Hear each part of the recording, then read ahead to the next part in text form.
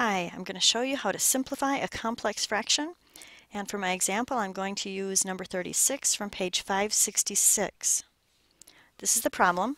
I have three terms, one term, another term that's a fraction, and a third term that's a fraction, and I need to add them together. Because I'm adding and subtracting, I need to have a common denominator, so that's the first thing I want to work on. I do need a little extra space though to make this a little easier. Check that out. Pretty good, huh? It was just like magic, that extra space appeared.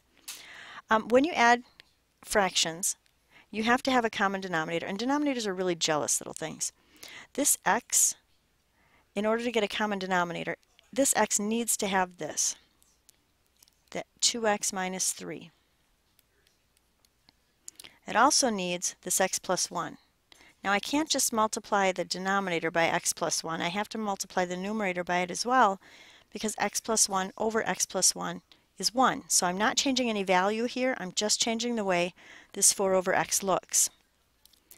Now this fraction is also missing an x plus 1. And it's also missing an x from right here. This x plus 1, it's missing the 2x minus 3, and it's missing an x.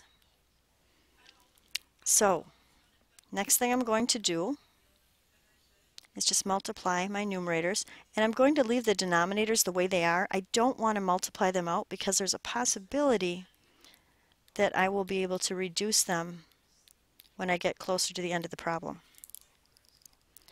Now my numerator in the first fraction, I'm going to multiply the 4x times the x to give me 4x squared. And in the next step I'll have to distribute it into the 2x minus 3. Plus, now I'm going to take the 5 times x.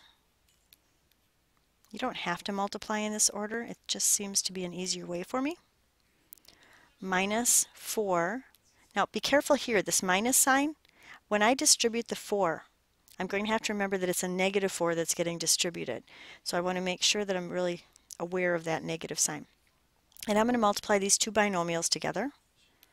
That would give me 2x squared minus x minus 3.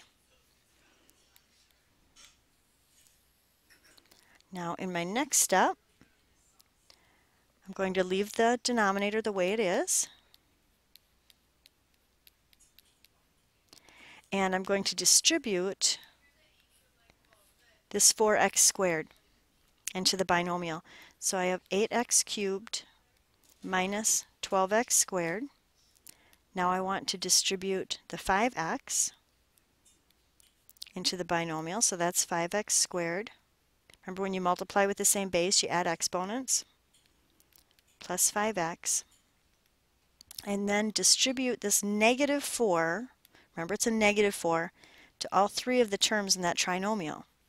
So minus 8x squared plus 4x plus 12. And now I want to simplify the numerator further, leaving the denominator alone. I don't want to multiply that denominator out. Now, when I add my like terms, I've got an 8x cubed and nothing that can get added to that. I've got this negative 12x squared and a positive 5x squared, a negative 8x squared. That's going to give me a positive 15. Oh, I lied. It's going to give me a negative 15.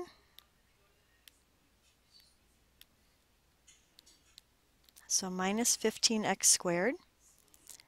And then I have a 5x and a 4x, which would give me 9x. And finally, I have this 12. There's nothing I can add to that 12. So plus 12. Kind of looks like this ought to be able to be simplified further, but it actually can't.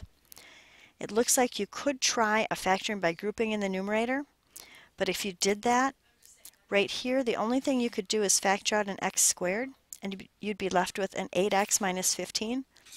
Here I could factor out a 3, but that would be 3 times x plus 4, so I wouldn't be able to factor it any further anyway. So this is actually my final answer. So thank you very much for watching. Have a good day.